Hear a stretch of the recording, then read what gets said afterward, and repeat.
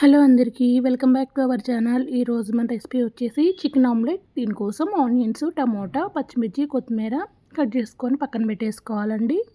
అలాగే boneless chicken తీసుకొని ఒక 80% కుక్ చేసుకొని వీడియోలో చూపించిన విధంగా స్మాష్ చేసుకోవాలి.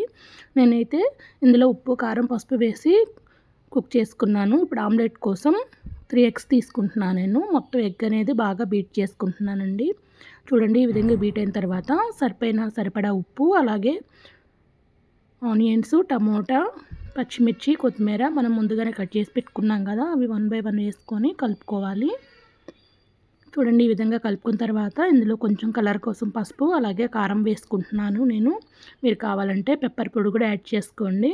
ఒకసారి మొత్తం బాగా కలుపుకొని స్టవ్ ఆన్ చేసి ప్యాన్ పెట్టుకొని కొంచెం ఆయిల్, అలాగే కొంచెం బటర్ వేసుకుంటున్నాను నేను. మీరైతే మొత్తం ఆయిల్ లేదా మొత్తం బటర్తో అయినా వేస్ట్ చేసుకోండి. ఇప్పుడు బటర్ కరిగి ప్యాన్ అనేది కొంచెం హీట్ అయిన తర్వాత మనం ముందుగానే రెడీ చేసి పెట్టుకున్న ఎగ్ మిశ్రమాన్ని ప్యాన్ అంతా స్ప్రెడ్ చేస్తూ ఆమ్లెట్ వేసుకోవాలండి.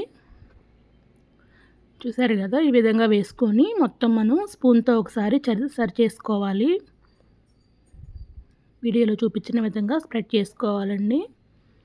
ఈ విధంగా చేసుకున్న తర్వాత మనం ముందుగానే రెడీ చేసి పెట్టుకున్న చికెన్ పీసెస్ని వేసుకుందాము. దీనికోసం మీరు సపరేట్గా చికెన్ ఏం బాయిల్ చేయాల్సిన అవసరం లేదండి. మనం ఆల్రెడీ చికెన్ కర్రీ చేస్తాం కదా, అలా చేసేటప్పుడు ఒక 80% కుక్ అయిన తర్వాత బోన్లెస్ పీసెస్ ఉంటాయి కదా, అవి తీసుకొని ఈ విధంగా స్మాష్ చేసుకొని వేసుకోవచ్చండి. మొత్తం చికెన్ మొత్తం ఆమ్లెట్ మొత్తం వేసిన తర్వాత స్పూన్తో ఒకసారి చిన్నగా ప్రెస్ చేసుకొని మూత పెట్టుకొని ఒక 5 నిమిషాలు కుక్ చేసుకుందాము. స్టవ్ అనేది మీడియంలో కానీ సిమ్లో కానీ పెట్టుకోండి. చూసారు కదా, కుక్ అయిందండి బ్యాక్ సైడ్. ఇప్పుడు రివర్స్ చేసుకోవాలి.